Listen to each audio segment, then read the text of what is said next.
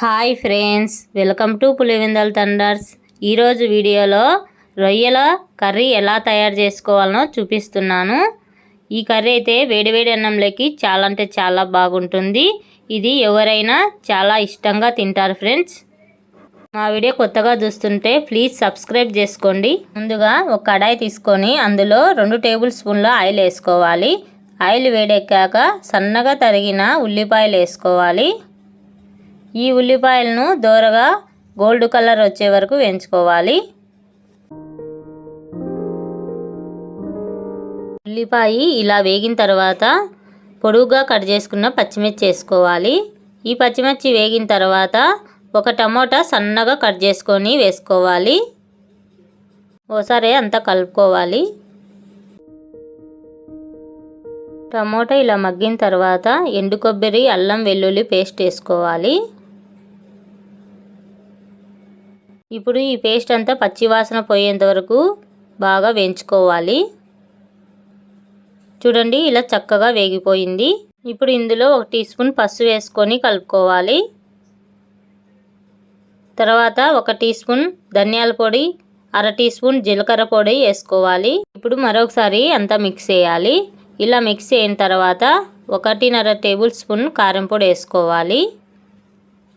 ఇప్పుడు మరొకసారి అంతా మిక్స్ చేసుకుందాం. ఇలా మిక్స్ చేసిన పేస్ట్లో ప్రాన్స్ వేసుకోవాలి. ఈ రొయ్యలు ఉప్పు, పసుపు వేసి శుభ్రం చేసుకున్న రొయ్యలను వేసుకోవాలి.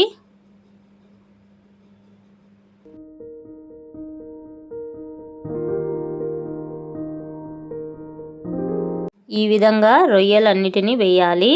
ఇప్పుడు ఈ మసాలా అంతా రొయ్యలకు బాగా పట్టే విధంగా ఒకసారి కలపండి.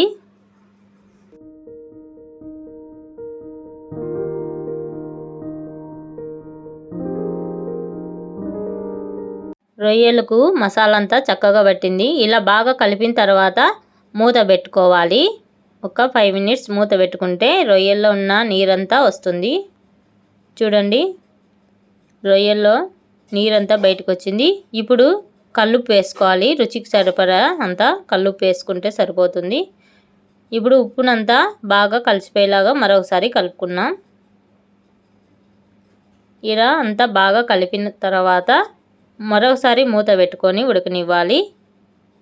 చూడండి ఎంత చక్కగా నీరు వచ్చిందో.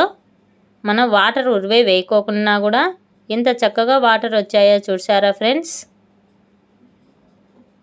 చూడండి, చక్కగా ఉన్నాయి రొయ్యలు. ఇప్పుడు 1 గ్లాస్ వాటర్ వేసుకొని ఒకసారి అంతా కలుపుకోవాలి. వాటర్ ఎక్కువ అవసరం లేదు, కొన్ని వాటర్ వేస్తే సరిపోతుంది. ఇలా కలిపిన తర్వాత మూత పెట్టుకొని బాగా ఉడకనివ్వాలి. చూడండి, చక్కగా ఉడికింది. ఆయిల్ బయటికి వచ్చింది చూసారా ఫ్రెండ్స్. రొయ్యలు ఈ విధంగా ఉడికినప్పుడు 1/2 టీ స్పూన్ గరం మసాలా వేసుకోవాలి. 1 రెమ్మ కరివేపాకు వేసుకోవాలి. అలాగే సన్నగా తరిగిన కొత్తిమీరని యాడ్ చేసుకోవాలి. ఇప్పుడు మరొకసారి అన్నిటినీ మిక్స్ చేయాలి. ఇలా అంతా మిక్స్ చేసిన తర్వాత ఇప్పుడు రొయ్యలు ఉడికినాయేమో చూద్దాం ఫ్రెండ్స్. చూడండి, రొయ్య చక్కగా ఉడికిపోయింది. పర్ఫెక్ట్గా వచ్చింది ఫ్రెండ్స్ ఈ కర్రీ అయితే. ఫైనల్గా అరచెక్క నిమ్మరసం వేసుకుంటే ఈ రొయ్యలు చాలా అంటే చాలా టేస్టీగా ఉంటాయి. ఇలా అరచెక్క నిమ్మరసం వేసి మరొకసారి అంతా బాగా కలపాలి. ఇలా మిక్స్ చేసిన తర్వాత ఇంకా మూత పెట్టుకొని స్టవ్ ఆఫ్ చేసుకుంటే సరిపోతుంది ఫ్రెండ్స్. ఈ రొయ్యలు కర్రీని ఇప్పుడు మరొక బౌల్లోకి వేసుకుందాం ఫ్రెండ్స్. చూడండి, ఈ కర్రీ ఎంత చక్కగా వచ్చేసిందో.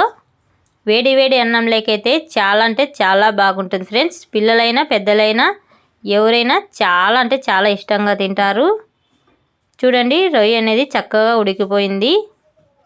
ఈ వీడియో నచ్చితే ప్లీజ్ లైక్ చేయండి, షేర్ చేయండి, సబ్స్క్రైబ్ చేసుకోండి. మరొక వీడియోతో మళ్ళీ మీ ముందుకు వస్తాను. Bye friends.